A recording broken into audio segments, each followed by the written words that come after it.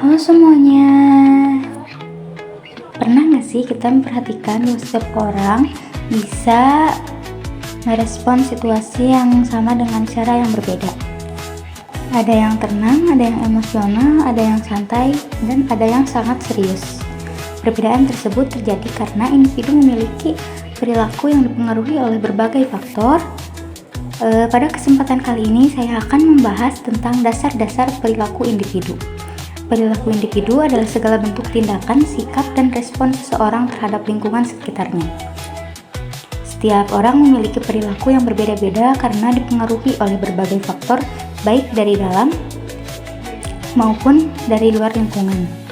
Secara umum, perilaku individu dipengaruhi oleh dua faktor utama, yaitu faktor internal dan faktor eksternal. Pertama, faktor internal. Faktor internal adalah faktor yang berasal dari dalam diri seseorang. Contohnya adalah kepribadian, motivasi, persepsi, sikap, dan emosi. Kepribadian merupakan karakter khas yang membedakan seseorang dengan orang lain. Motivasi adalah dorongan yang membuat seseorang bertindak. Misalnya, seseorang belajar dengan giat karena ingin mendapatkan nilai yang baik. Persepsi adalah cara seseorang memandang suatu situasi, dan hal ini biasa terjadi antara satu orang dengan yang lainnya. Salah satu tokoh yang membahas tentang motivasi adalah Abraham Maslow.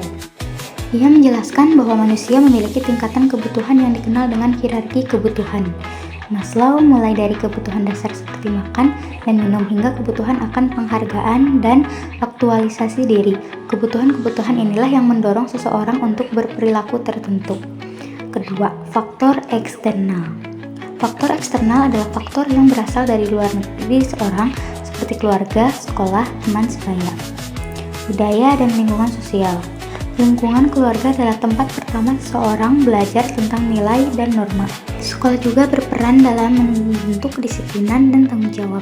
Selain itu, teman sebaya dapat mempengaruhi gaya bicara, cara berpakaian, bahkan cara berpikir seseorang. Dalam teori perilaku, terdapat beberapa pendekatan yang menjelaskan bagaimana perilaku terbentuk.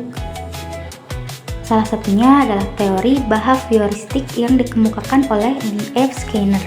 Ia menjelaskan bahwa perilaku manusia dipengaruhi oleh stimulus dan respon. Jika suatu tindakan diberi penghargaan atau reward, maka perilaku tersebut cenderung akan diulang. Sebaiknya jika mendapat hukuman, maka kemungkinan besar akan berkurang. Selain itu, ada juga teori psikoanalisis dari Sigmund Freud yang menjelaskan bahwa perilaku manusia dipengaruhi oleh dorongan dalam alam bawah sadar, seperti keinginan dan konflik batin. Dari penjelasan tersebut, dapat kita pahami bahwa perilaku individu tidak muncul secara tiba-tiba. Perilaku terbentuk melalui proses yang dipengaruhi oleh kepribadian, motivasi, pengalaman, serta lingkungan sosial. Mempelajari dasar-dasar perilaku individu sangat penting agar kita bisa memahami diri sendiri dan orang lain.